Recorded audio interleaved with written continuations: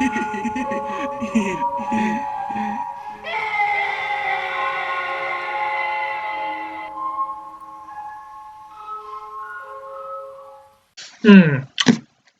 One of the things I really appreciate about Barker's writing is that it's it is dense and ideas driven more than anything. Much of his writing, certainly his writing around this era, around the era of Sacrament and in Magica, The Great and Secret Show, it is driven by a powerful dissatisfaction with the state, not only of the world but of humanity.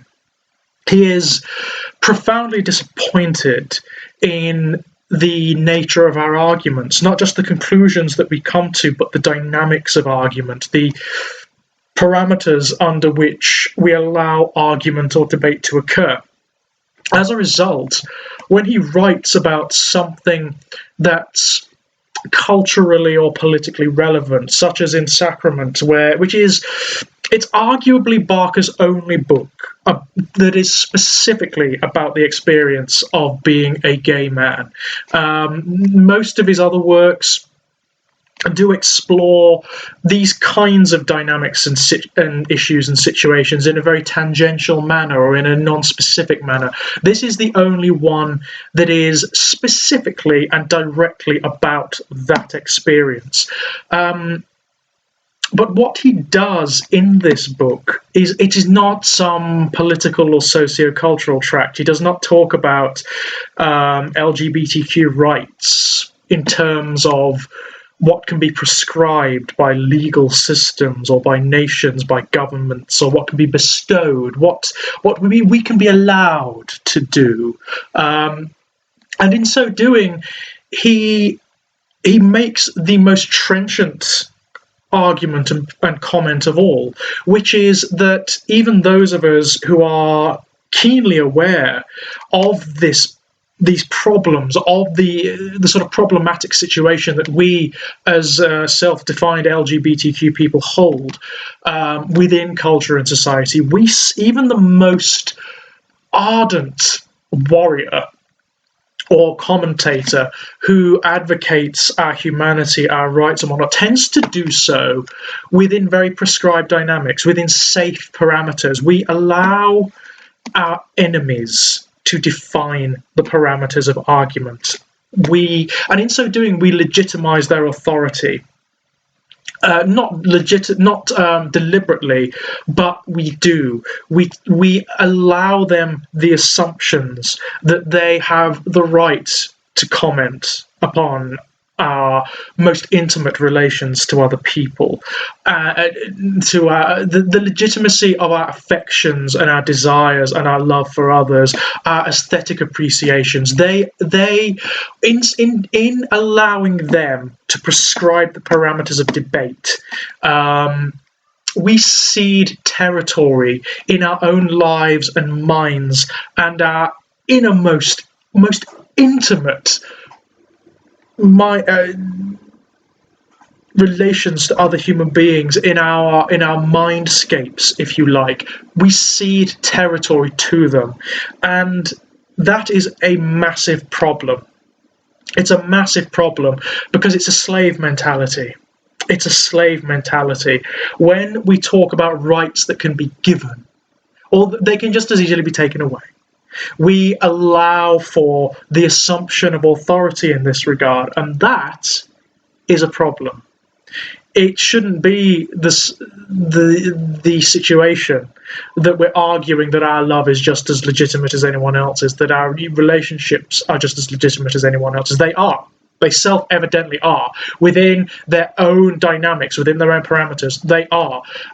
There are gay relationships that are more meaningful than straight relationships, that are more there are relationships, regardless of whatever dynamic, incidental dynamic of sexes or genders they operate in, that only last for maybe a month or a week, which are more intense and more meaningful than marriages that last for 40-odd years.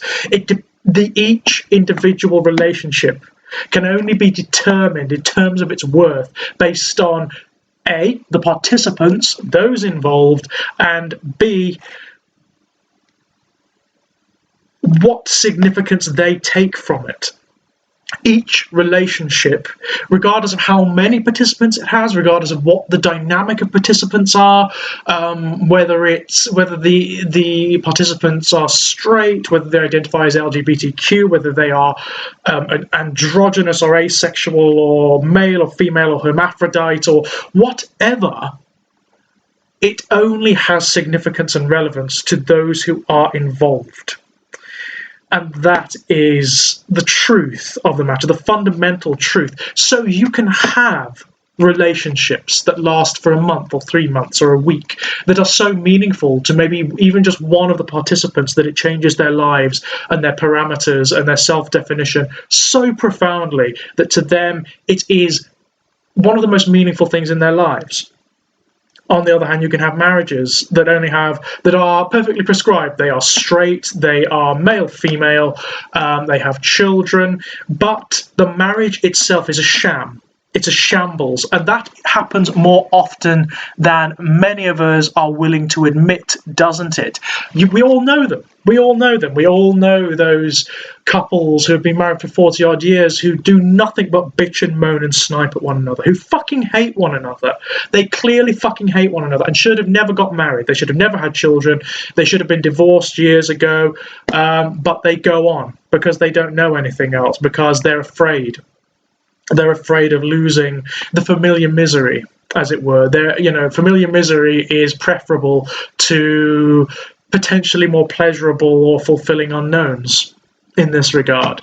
And that is something that Barker tacitly acknowledges, particularly in this book. So he doesn't even talk about things like legal rights or marriage or really any of the notions or ideas that you would find in popular discourse on this issue. Instead, what he does is something phenomenally beautiful, and it makes me glad I read this book for the first time when I was quite a young gay man. This is one of the last of Barker's works I found. This is actually quite difficult to pick up, more so than most of Barker's other books. I don't know why, because it is one of his best, and it's one of those books that it becomes more resonant and more rich and fulfilling the older you get, particularly as someone who identifies as LGBTQ, which I do, by the way. I'm a gay man. It's probably, I hesitate to use the term, but it's the book that's regarded as the most adult of Barker's work. It's the one that you will find that literary critics enjoy the most, and that's because it is the most, I won't say political, but it's the most culturally resonant and relevant of Barker's works. Rather than going for straight metaphysics like in Magica, this one has something to say about the state of culture and humanity and society in a very immediate and particular way. What this book talks about is a kind of shamanesque metaphysics that is innate to being homosexual. It is not unique to being homosexual, but it is unique to it in the sense that identifying as homosexual, or indeed as trans, or as lesbian, or as queer, whatever, if you identify in such a manner that you are forced outside of prescribed narratives, certainly at the time of the writing of this writing, it's not as true anymore. That's another interesting thing. It is not as true anymore, largely because of the fight for gay rights, because of the strides, then the general level of acceptance, if you like, that occurs now, or rather the greater sense of cultural approbation that we operate under now. Some of the states that Barker describes in this book are not as true as they used to be at the time of writing, but are still relevant, still very relevant. What he claims is that because we are forced into states where we operate outside of cultural narrative, generally speaking, not universally, but generally speaking, the cultural narratives that apply to men and women don't necessarily also apply, and certainly not in the same way, to LGBTQ men and women. The details, the minutiae, and even the dynamics of those narratives are changed considerably or don't apply at all. in many instances. I mean, I know for me, for example, speaking personally, the narrative of father does not apply. It will never apply. I don't want children for many, many reasons, but I don't want them. So that will never apply to me. And what that leaves, Barker argues in this book, is a kind of vacuum. But also, it's not necessarily a negative thing, although it can be, depending on how you respond to it. It leaves gay men and women sort of wandering around, certainly in the early years of their lives, kind of lost, not knowing what to hold on to, not knowing how to define themselves. And in that, Barker argues, there is potential. It is not something to bemoan, it is something to celebrate, because it allows us to go on these shamanesque journeys, which is what happens in this book. The main character is Will Rabjohns, who is a gay man who has many bizarre and unusual encounters throughout the course of his life, from childhood upwards. And it's about his exploration of identity. It's about how he goes on these spiritual journeys, I suppose, within the parameters of his more banal life, in search of something to give him animus, to give him imperative, to give him a sense of definition. And what he finds is that the lack of self-definition, certainly prescribed self-definition, is what he's actually searching for. That's what makes him who he is. It gives him the ability to write himself. It allows him to be his own art, to be his own ideals to a certain degree. And that's what Barker argues for in this book. And of course, this is not something that is unique to LGBTQ men and women. That is really just an example of the circumstance that can shunt people into this state of potential. It's any situation that allows you to be outside of culturally prescribed narratives, or to define as sort of outside the fishbowl looking in, if you like, allows for this potential, and it can become a point of despair. It can become a point of nihilism. It can become this flailing, lost, very self-destructive situation, which it does for lots of LGBTQ men and women, I'm afraid to say. But what Barker argues is that it can be beautiful. It can be something wonderful. You can you can write your own narrative. You can be other than you are told to be, and you can want other than you are told to want. And that's wonderful. That's wonderful. It can also be dangerous. It can also be damaging.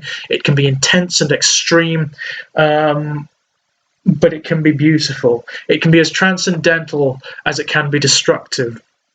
And that's what happens in this book. Will Rabjohns is a wonderful character. He starts out in the UK. He's an English little boy, a very odd little boy whose father is a philosopher and not a nice man. I mean, another thing you get in this book is Barker's general contempt for prescribed ideas and for academia. Actually, Barker, like myself, I must say, had a very negative experience of academia, and this is where he comments upon it. This is where he explores it.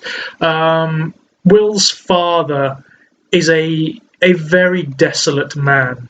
He is a nihilist. He's a materialist. He doesn't really get his child. He probably never should have had children. But he regards Will as a kind of failure, not because of his homosexuality. This is a state that exists long before Will even has anything like a sexuality, when he's a child, and that is part of the imperative that propels Will along this journey. He doesn't have anyone to look up to. He doesn't have anything to emulate, and so becomes his own entity, and as a result becomes attractive. We all know this. The people who have this capacity, who are their own self-willed individuals, are attractive. There's something about people who are slightly twitchy and energetic and creative, whereby they come to a certain degree, inhabit their own ideals. And yes, they become interesting, they become beautiful, and they become attractive.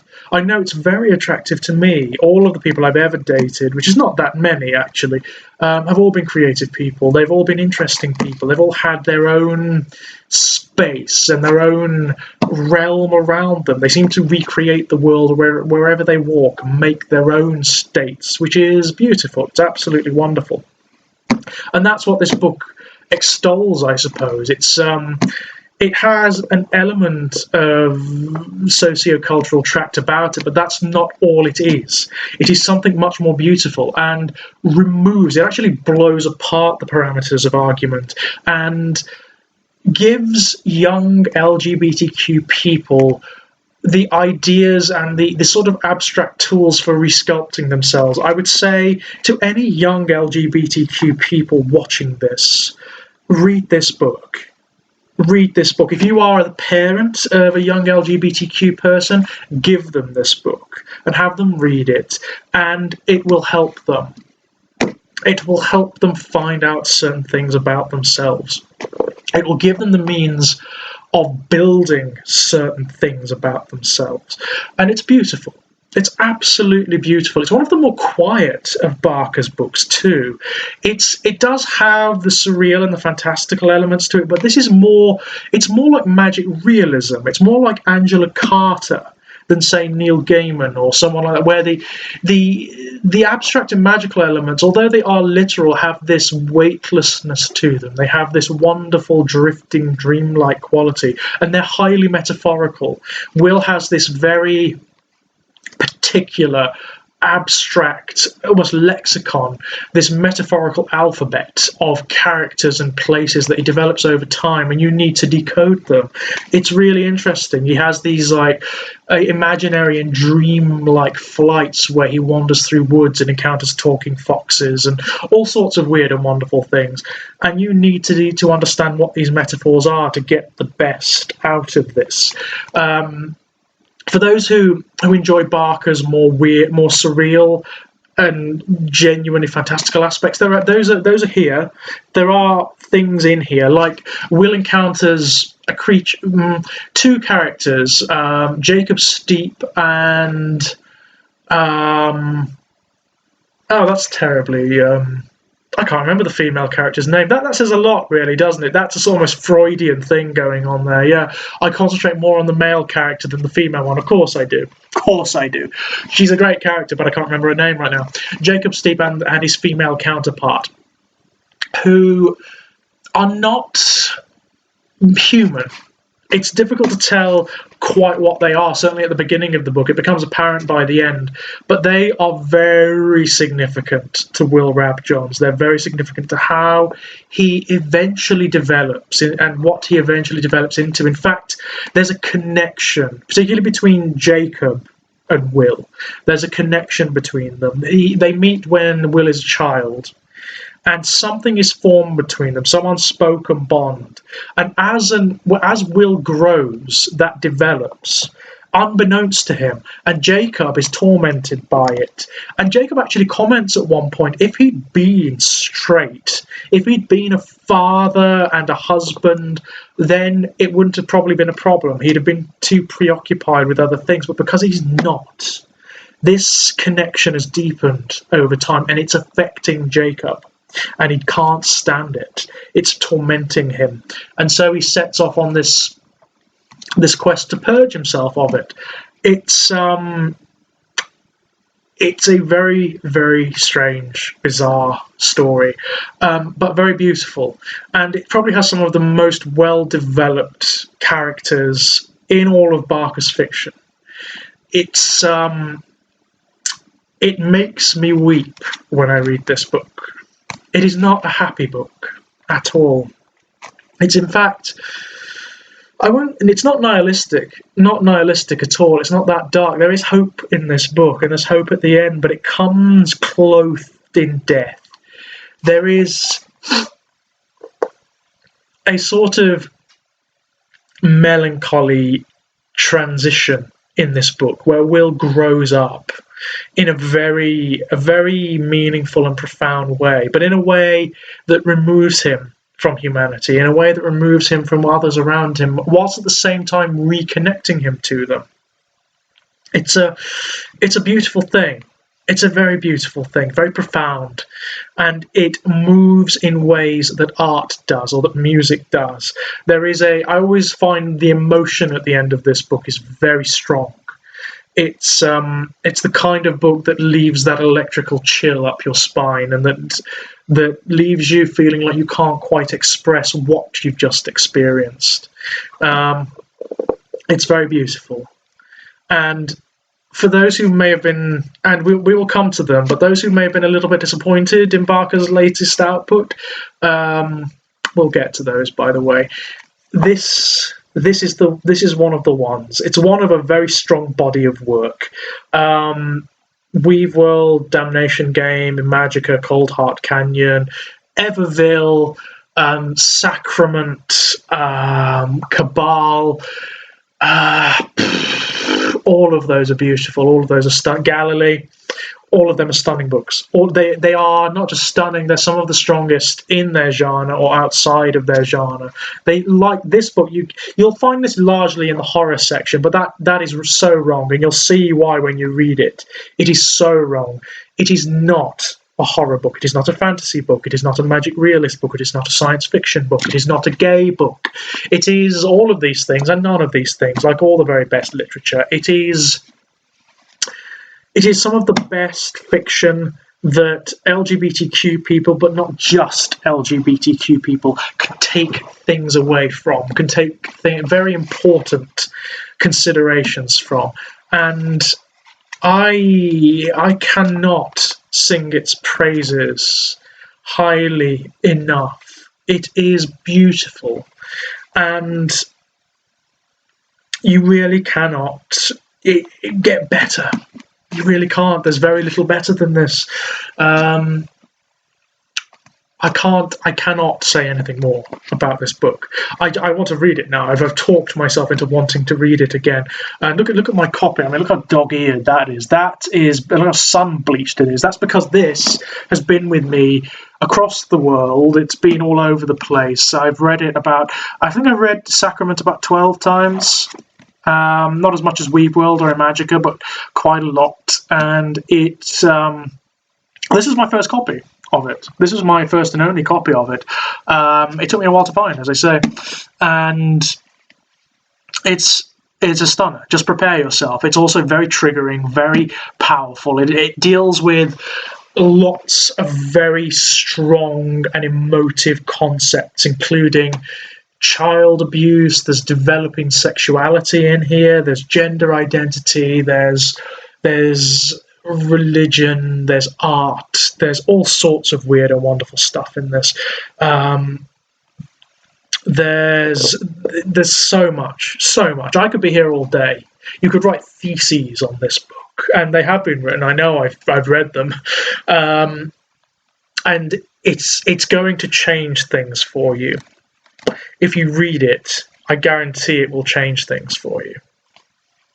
So next, I don't quite know. I know I've gone out of sequence now. I was going to do them in publication order, but you know what? I'm not going to do that anymore. I'm not going to do Barker's work in publication order. I'm going to do them in the order that I want to do them in. So I think next I'm going to do The Great and Secret Show. Yeah, I think The Great and Secret Show will be next, because that's one of my favourites. I keep saying that. I say that at the end of every video. That's because Barker's work generally is all my favourites. It's all my favourites, apart from a few notable examples. And we'll get to those too.